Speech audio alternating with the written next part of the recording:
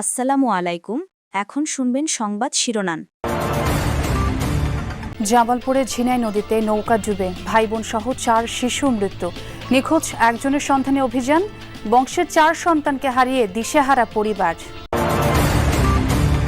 পাল্টাপাল্টি কর্মসূচি ঘিরে ভোলায় বিএনপি ও বিজেপির তুমুল মারামারি, শহর জুড়ে আতঙ্ক, ঐক্য বিনষ্ট করার চেষ্টা, দাবি বাংলাদেশ জাতীয় পার্টির।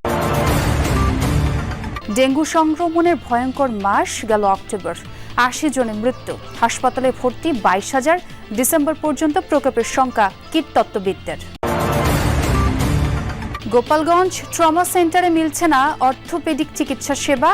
12 কোটি টাকায় নির্মিত হাসপাতালে কেবল মিলছে জ্বর, সর্দি, কাশির চিকিৎসা। নওগাঁর বাজারে আগাম শীতকালীন সবজি উঠলেও উচ্চ দরে ক্রেতাদের নাজেহাল অবস্থা। উৎপাদনে ঘাটতির অজুহাত চাষিদের। বর্ষা শেষে মনোমুগ্ধকর রূপে সেজেছে মুন্সিগঞ্জের আড়িয়াল বিল। সবুজের সমারোহ, দিগন্ত জলরাশির সৌন্দর্য দেখতে পর্যটকদের ভিড়। আসসালামু আলাইকুম। এতক্ষণ দেখছিলেন সংবাদ শিরোনাম, এখন দেখবেন বিস্তারিত। জামালপুরের মাদারগঞ্জে ঝিনাই নদীতে গোসলে গিয়ে নৌকা উল্টে ভাইবোন সহ 4 শিশুর মৃত্যু হয়েছে। নিখোঁজ রয়েছে আরও একজন। এতে শোকে স্তব্ধ হয়ে পড়েছে পুরো এলাকা। নিখোঁজ শিশুকে উদ্ধারে কাজ করছে ফায়ার সার্ভিসের ডুবুরি দল। বংশের 4 সন্তানের অকাল মৃত্যু, এর মধ্যে রয়েছে ভাই বোন। জামালপুরের চর ভাটিয়ানির রবিউলের বাড়িতে তাই কান্নার আহাজারি। নাতি আবু হাসান, পলি ও কুলসুম এবং ভাতিজি সাইমাকে হারিয়ে এই বৃদ্ধের পাশাপাশি দিশেহারা স্বজনরা।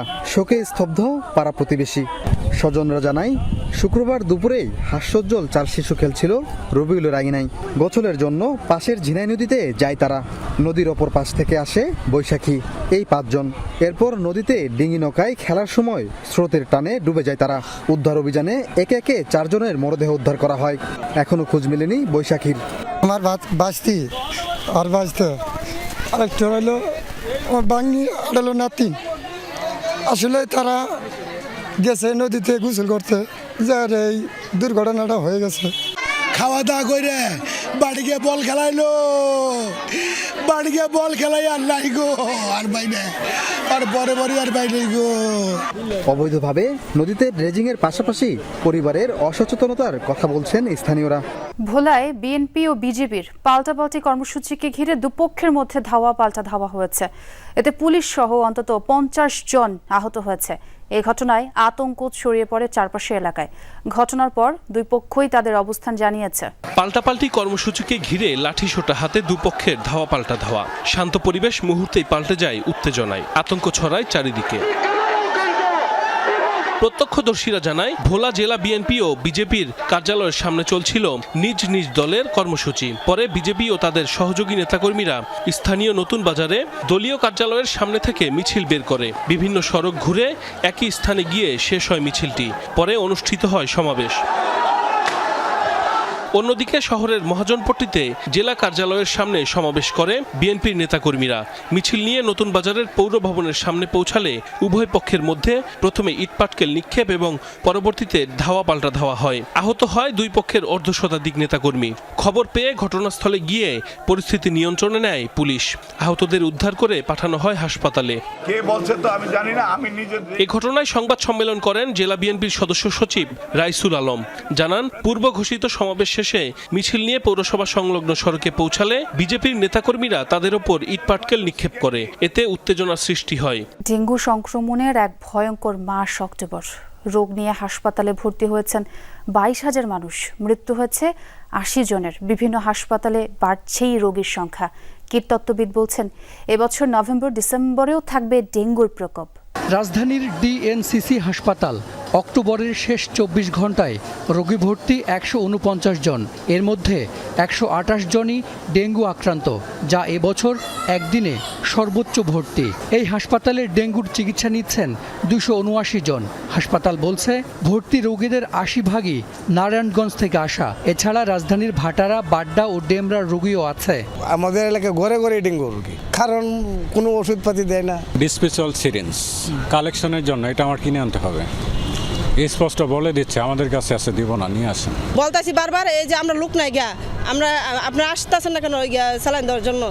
কয়ে চালান দেবে, আমরা লোক নাই গা। গত বছরের 31 অক্টোবর পর্যন্ত ডেঙ্গু শনাক্তের সংখ্যা ছিল 61,000। এবার তা প্রায় 70,000-এ ঠেকেছে। গত 3 মাসে আক্রান্তের সংখ্যা বেশি। আগস্টের তুলনায় অক্টোবরে দ্বিগুণ হয়েছে রোগী।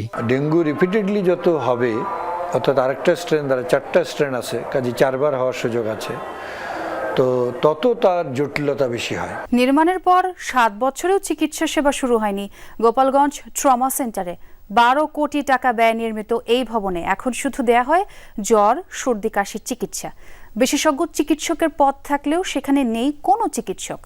দুর্ঘটনায় আহত রোগীদের বাধ্য হয়ে যেতে হচ্ছে ঢাকা অথবা খুলনা মেডিকেল কলেজ হাসপাতালে। নাম ট্রমা সেন্টার, দুর্ঘটনায় আহতদের জরুরি চিকিৎসার আধুনিক হাসপাতাল। কিন্তু এখানে ট্রমা নয়, চিকিৎসা দেয়া হচ্ছে সর্দি কাশির রোগীদের। সড়ক দুর্ঘটনায় আহতদের জরুরি চিকিৎসা সেবা দেওয়ার লক্ষ্যে গোপালগঞ্জের ঘোনাপাড়া এলাকায় ঢাকা খুলনা মহাসড়কের পাশে 12 কোটি টাকা ব্যয়ে ট্রমা সেন্টারটি নির্মাণ হয়। 2020 সালে ভবনটি স্বাস্থ্য বিভাগের কাছে হস্তান্তর করা হলেও এখনও সেখানে শুরু হয়নি ট্রমার চিকিৎসা। বিশেষজ্ঞ চিকিৎসকের পদ থাকলেও সেখানে নেই কোনো চিকিৎসক।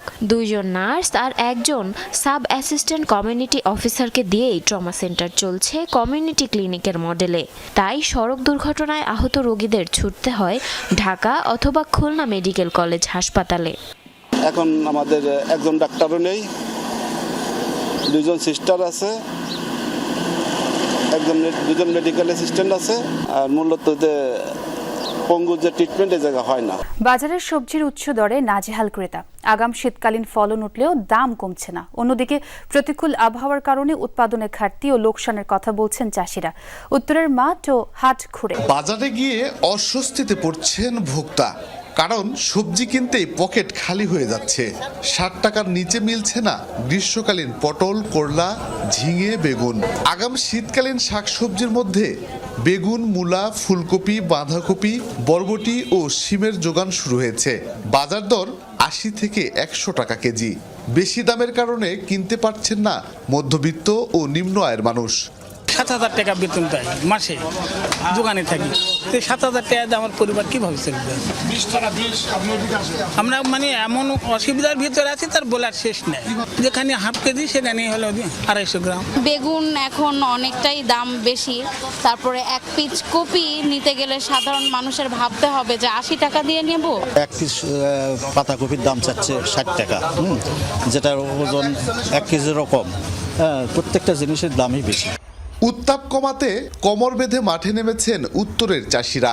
নওগাঁ, দিনাজপুর ও জয়পুরহাটে আগাম আলু চাষ শুরু হয়েছে। বর্ষার পানি নেমে যাওয়ার আগে এক মনোমুগ্ধকর রূপে সেজেছে মুন্সিগঞ্জের আড়িয়াল বিল। চেনা অচেনা নানা উদ্ভিদে সবুজের সমারোহ, মৃদু বাতাসে ঝিলমিলের ঢেউ আর দিগন্ত জলরাশির সৌন্দর্য দেখতে ছুটে আসছেন অনেকেই। বিলে পরিবেশ বান্ধব পর্যটন ব্যবস্থাপনার দাবি সচেতন মহলের।